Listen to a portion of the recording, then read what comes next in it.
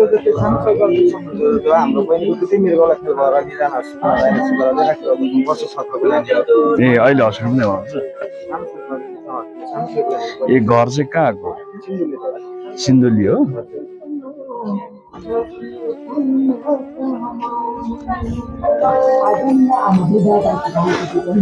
के नाम हो बहिनी गुणमाया